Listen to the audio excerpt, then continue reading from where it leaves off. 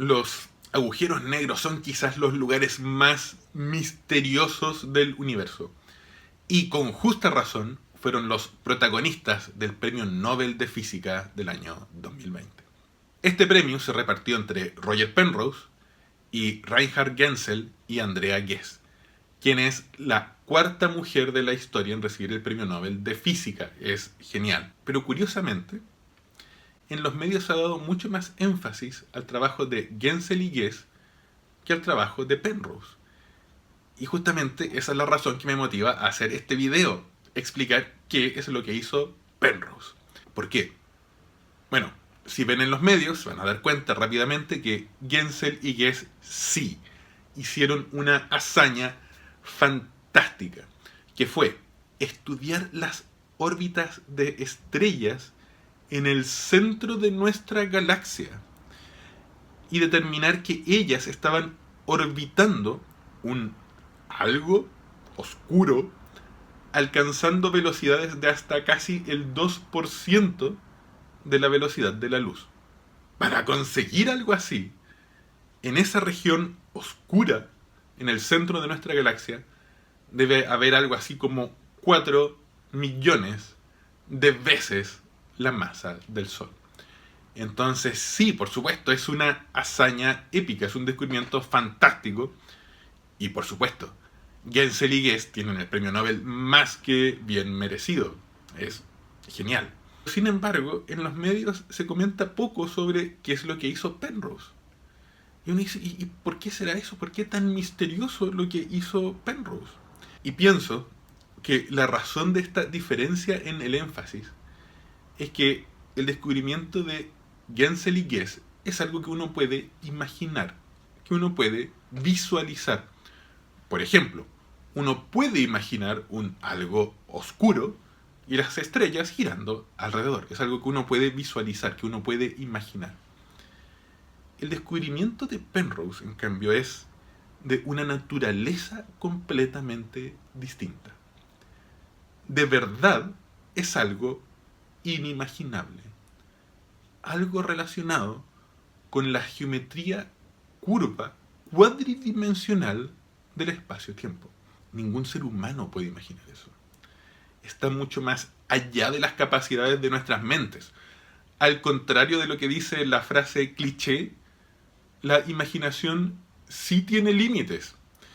Y Penrose hizo algo que parece imposible. Pensar en lo inimaginable.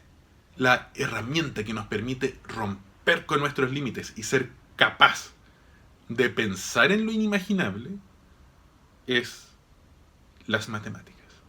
Entonces, claro, para comprender lo épico del descubrimiento de Penrose, tenemos que comprender un poco más de cómo funciona la ciencia, tenemos que profundizar un poco más. Y lo primero es comprender que hay diferentes tipos de científicos.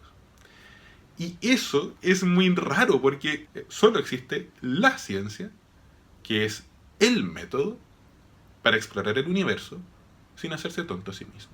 Entonces uno dice, ¿y cómo puede ser esto? Y claro, resulta que la ciencia en su núcleo es de una sencillez, de una elegancia engañosa. Usar el método científico es difícil y aprender a hacerlo correctamente requiere talento, requiere dedicación y requiere años de entrenamiento. Y entonces ahí uno se da cuenta que, claro, dado que la ciencia es compleja en este sentido, hay diferentes tipos de científicos.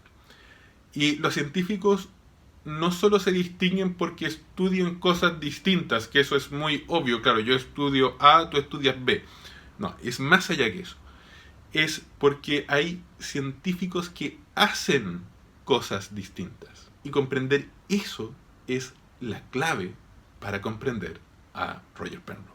Desde hace siglos al menos se ejemplifica a la ciencia y en particular a la física como un árbol gigantesco. Por ejemplo, acá hay una ilustración de Ramón Lull, un pensador de hace muchos siglos atrás, en los albores del método científico, que ya visualizaba la ciencia como un árbol. Voy a reciclar esa imagen, la vamos a simplificar pero la vamos a usar. Las raíces del árbol de la ciencia son teóricas. Exploran los aspectos más fundamentales, más misteriosos del universo. Se nutren del suelo fértil de las matemáticas y de la filosofía. Tiene mucho que ver con las matemáticas puras.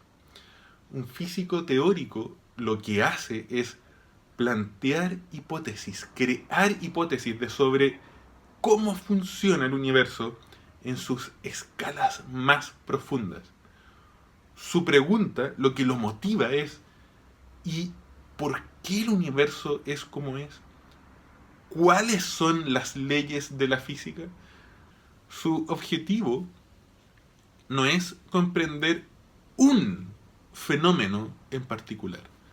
Lo que busca es conocer las reglas del juego del universo, las leyes de la física.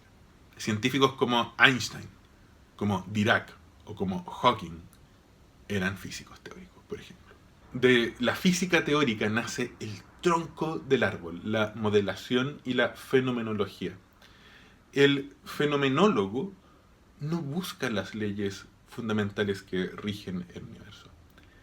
Él busca saber, oye, ¿qué estará pasando en el corazón de Júpiter? O en el centro de un queque en el horno. Lo que hace este tipo de científico es construir un modelo aproximado de algo concreto. Su pregunta es: ¿y cómo uso yo las leyes de la física que ya conozco para describir X, algo que a mí me gusta? Su pregunta no es el por qué el universo es como es, sino que el cómo.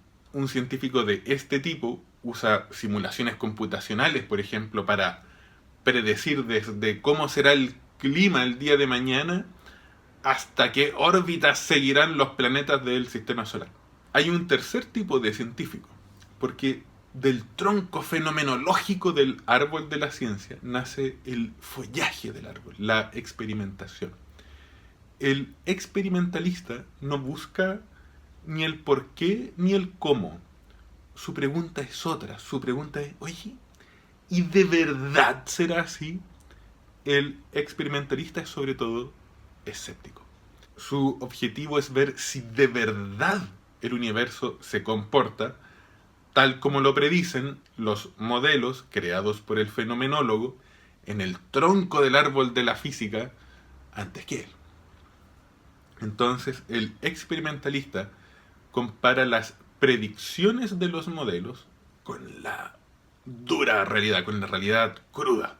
Todas estas actividades son vitales, son complejas. Todas las partes del árbol de la física interactúan y se nutren entre sí. Se necesitan la una a la otra. Un árbol sin raíces, sin tronco o sin follaje es un árbol muerto. Todas las partes son igualmente vitales. Y por supuesto, tal como en un árbol real, uno también puede preguntar: oye, ¿y cuándo es que las raíces dejan el de ser raíces y se transforman en tronco? Oye, ¿cuándo el tronco deja el de ser tronco y se transforma en follaje? Las fronteras son suaves, son difusas. Y está bien que sea así. Entonces, con esto, uno se da cuenta de la diferencia fundamental entre el trabajo de Roger Penrose y el trabajo de Reinhard Genzel y Andrea Ghez. Y es que ellos trabajan en partes muy distintas del árbol. Penrose es un físico matemático teórico y Reinhard Genzel y Andrea Ghez trabajan en la parte de la fenomenología y sobre todo en la parte experimental, en la parte de la observación. Entonces, ahora que tenemos esa perspectiva, quiero contarles lo asombroso del trabajo de Penrose. Cómo su trabajo nos permitió pensar en lo inimaginable. Sin exagerar, el trabajo de Penrose elevó la física teórica al nivel del arte de las ideas. Hasta los años 60, nadie estaba muy seguro de si los agujeros negros existían o no. Lo que sucede es que las ecuaciones de Einstein describen el cómo se curva la geometría del espacio-tiempo bajo la influencia de la materia. Pero estas ecuaciones son increíblemente endemoniadas de resolver, y saber qué es lo que predicen en realidad es bastante difícil, es complejo.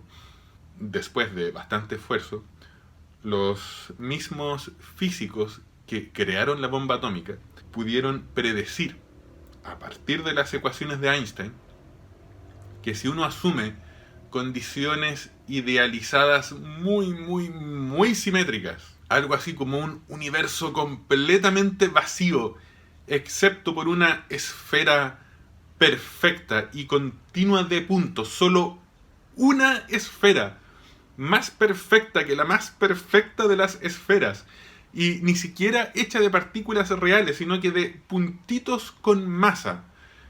Entonces sí, de acuerdo a las ecuaciones de Einstein, esta esfera imaginaria caería sobre sí misma y formaría algo muy raro, una región del universo en donde la gravedad se sale completamente de control y ni siquiera la luz puede salir. Dentro de ella se formaría una singularidad en la geometría del espacio-tiempo, un lugar en donde incluso el tiempo encuentra su final. Pero nadie sabía si algo tan raro de verdad podía existir o era solo una anomalía matemática producida por asumir cosas que eran extremadamente irreales, por algo que era imposible, por asumir cosas como esferas perfectas hechas de puntitos de masa que no interactuaban entre sí, etcétera, etcétera. El problema no eran solo los agujeros negros. La pregunta fundamental, una pregunta de física teórica, era si las ecuaciones de Einstein implican o no la aparición de singularidades, de lugares en donde el espacio y el tiempo llegan a su final, donde la curvatura se vuelve infinita e incluso el concepto de existencia cesa de existir. Entonces, el problema no era modelar los detalles de una galaxia o de una estrella moribunda en particular, sino que el problema era comprender la naturaleza profunda de las leyes de la física. Era un problema netamente de física teórica, era un problema de comprender de verdad cómo eran las leyes que rigen el universo. Nadie sabía cómo resolver este problema. Los físicos soviéticos más brillantes de la época intentaron resolverlo. Y solo llegaron a la sospecha errónea de que tal vez estos monstruos de espacio-tiempo eran imposibles, que tal vez eran solo una anomalía de las matemáticas. Y en este punto de la historia, en los años 60, llega un matemático de 34 años, no un físico, un matemático llamado Roger Penrose, que decidió volcarse hacia la física teórica y al hacerlo revolucionó completamente nuestra comprensión del universo. Él empezó por crear las herramientas matemáticas que nos permitirían hacer lo que decía el poeta William Blake: sostener el infinito en la palma de la mano y la eternidad en una hora. Eran herramientas que nos permitían usar un esqueleto de rayos de luz para asir la geometría de un espacio-tiempo infinitamente extenso, o infinito hacia el pasado, o infinito hacia el futuro. Son herramientas matemáticas que de verdad ponen el infinito en la palma de tu mano. Suena alucinante. Y que hasta el día de hoy llamamos los diagramas conformales de Penrose. Y eso fue solo el comienzo. Penrose introdujo toda una rama de las matemáticas, la topología, en el estudio de la geometría del espacio y el tiempo. La topología es una forma revolucionaria de ver la geometría. es una especie de geometría sin detalles. Para ella, por ejemplo, un cubo y una esfera son lo mismo, pero una esfera y un tubo no lo son.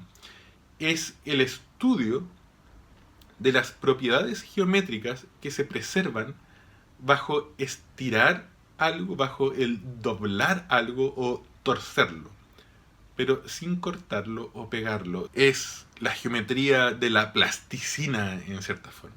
Usando estas ideas, Penrose pudo demostrar que una singularidad y un agujero negro se formarán en forma inevitable, de acuerdo a las ecuaciones de Einstein, una vez que en la geometría cuadridimensional nazca un fenómeno topológico llamado una superficie atrapada. No es algo que dependa de los detalles o de las simetrías. No importa si la superficie atrapada tiene forma esférica o si tiene forma de papa. Penrose demostró que, sea como sea, las ecuaciones de Einstein llevan a la formación de singularidades. Eso implica que los agujeros negros no son una rareza o una anomalía puramente matemática. Si la relatividad general de Einstein describía el universo, entonces las singularidades, cosas como los agujeros negros, debían existir. Pero eso no era todo. Junto con Stephen Hawking, extendieron estos resultados al universo entero en los teoremas de Penrose-Hawking, mostrando que la relatividad general también predice una singularidad al principio del tiempo, el Big Bang. Y ojo que Penrose y Hawking no es que hayan hecho un modelo describiendo los detalles del colapso de una estrella o del Big Bang. Hicieron un trabajo teórico mucho más profundo que solo un modelo. Lo que demostraron es que las ecuaciones de Einstein, que describen el espacio-tiempo, tienen en su corazón, como algo intrínseco a ellas mismas, en su naturaleza de ley física, la formación de singularidades, tanto en el pasado como en el futuro. Si ellas describen el universo, cosas como el Big Bang y los agujeros negros deben existir.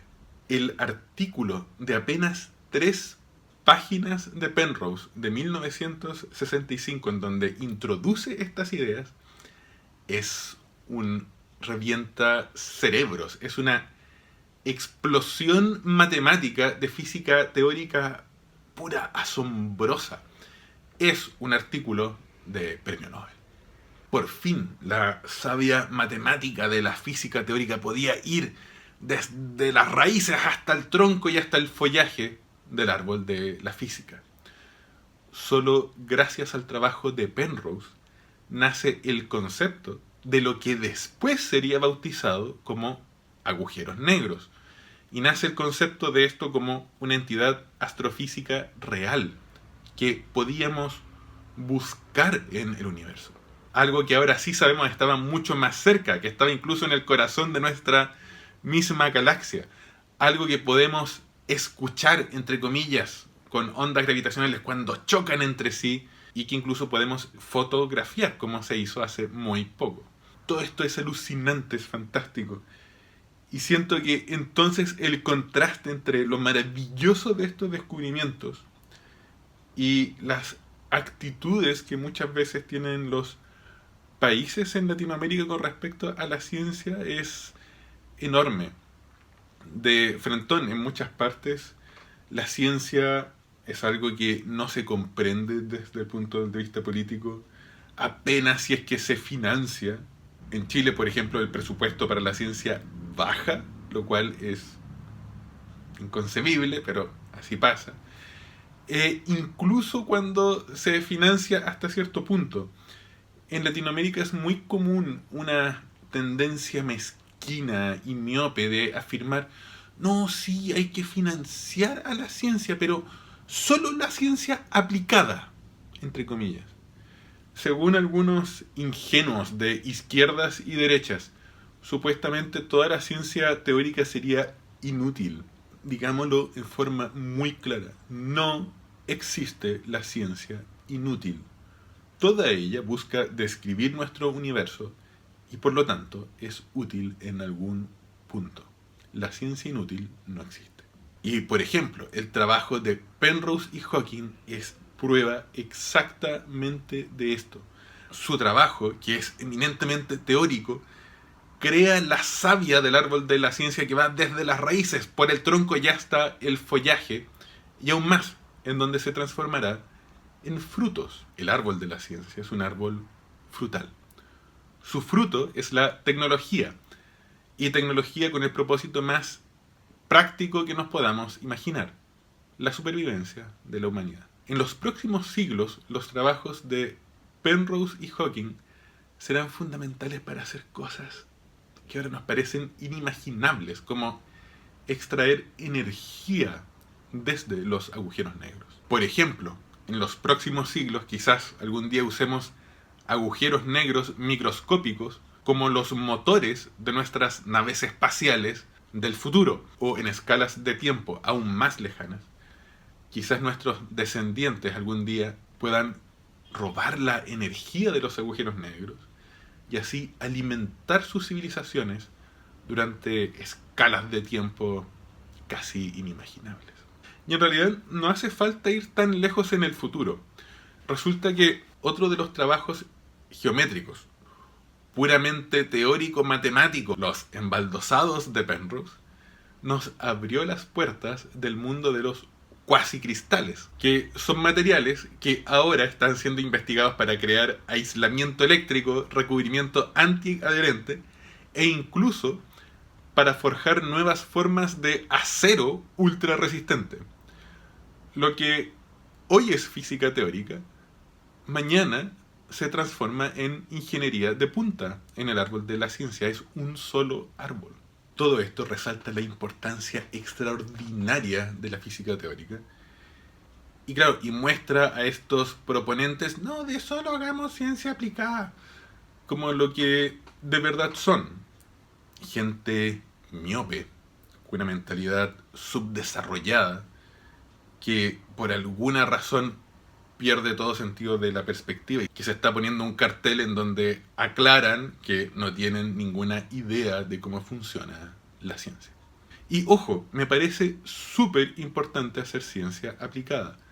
Es muy importante cultivar todo el árbol de la ciencia y por supuesto recoger sus frutos. Y aún más, cada científico debería ser libre de escoger qué es lo que desea explorar. Pero quien propone que debemos realizar solo un tipo de ciencia a costa de desfinanciar o destruir otras áreas, es como el tonto que dice que solo hay que recoger fruta, pero no hay que regar las raíces del árbol. Más temprano que tarde se queda sin fruta y sin árbol. Obvio. Y todo esto es particularmente importante ahora, pues se avecina otra revolución explosiva en nuestra comprensión del universo. Y es una debida a las ondas gravitacionales.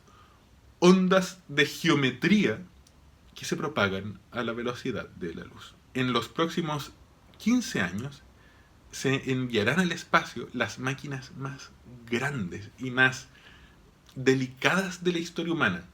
Detectores de ondas gravitacionales constituidos por naves espaciales danzando al unísono gracias a rayos láser de alta potencia, cubriendo distancias tan grandes como 7 veces el tamaño de la órbita entre la Tierra y la Luna.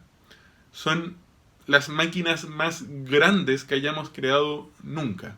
Este tipo de proyectos como LISA y otros aún más grandes hacia el futuro van a darnos la capacidad de detectar no solo ondas gravitacionales que se produzcan en el choque de agujeros negros, sino que también la capacidad de detectar ondas gravitacionales creadas en el Big Bang.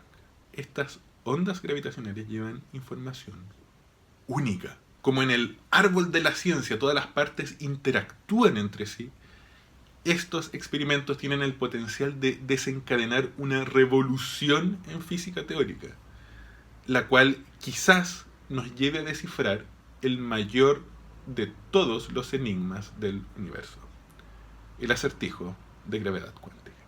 Si esto ocurre de esta forma, tiene el potencial de provocar un salto científico y tecnológico similar al que ocurrió desde el siglo XIX al siglo XX, cuando de pronto fuimos desde un mundo con carretas y telégrafos a un mundo con naves espaciales e internet. Entonces, claro, solo quienes desarrollen ahora la física teórica van a poder ser parte de esa revolución que se nos viene encima, ahora ya, el 2034, y ser parte de este mundo de los exploradores del futuro. Y es que la ciencia es lo más valioso que tenemos. Gracias a ella podemos sumergirnos en los misterios más profundos del universo.